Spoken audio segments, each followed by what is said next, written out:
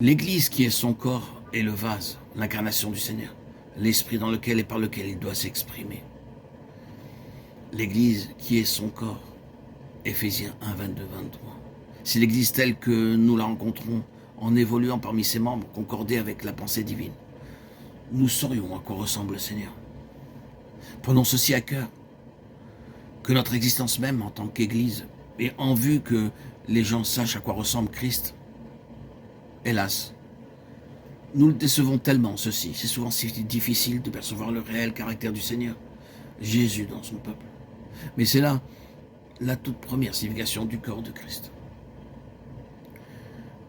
Un corps physique est un ensemble organique. Ce n'est pas un tout mis ensemble de l'extérieur. C'est quelque chose qui est marqué par une unité, par la raison d'une vie à l'intérieur. Il y a des relations dans chaque partie et entre les parties. Il y a dépendance et interdépendance. La moindre des parties est affectée par ce qui se passe dans toute autre partie. On pourrait s'étendre beaucoup sur cela, mais nous avons beaucoup plus à apprendre encore en ce qui concerne l'application spirituelle actuelle de cette réalité au sujet de l'Église, comme le corps de Christ. Nous avons besoin d'être amenés à l'intérieur même de ce grand système sympathique du corps. Et cela requiert une réelle œuvre de grâce en nous. Il y a bien des manières dont cela est exprimé dans la parole. Nous devons nous souvenir des prisonniers comme si nous étions aussi prisonniers, de ceux qui sont maltraités comme étant aussi nous-mêmes dans un corps. Hébreux 13, 3. C'est-à-dire, nous devons entrer dans leur situation par l'esprit.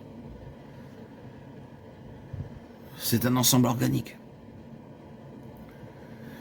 Et si un membre souffre, tous les membres souffrent avec lui. 1 Corinthiens 12, 26. Il est probable que nous souffrons beaucoup pour des choses dont nous ne savons rien. Il y a de la souffrance ici et là, et nous y sommes impliqués. Le Seigneur cherche à nous engager dans les besoins des autres, à nous introduire dans leurs conflits. Mais que nous saisissions ou non cette vérité, que nous y soyons sensibles ou non, et que nous la comprenions ou non, c'est un fait de Dieu qu'il en est ainsi. Les croyants d'un lieu sont dépendants des croyants d'un autre lieu. Ils sont affectés. C'est comme un tout. Il y a un système nerveux sympathique qui traverse tout le corps. Si seulement vous et moi devenions réellement plus sensibles spirituellement, l'expression du corps serait beaucoup plus parfaite. Notre état de mort, notre insensibilité, notre manque de réelle sensibilité spirituelle a pour résultat qu'il y a plus de souffrance, plus de pertes qu'il est nécessaire d'avoir.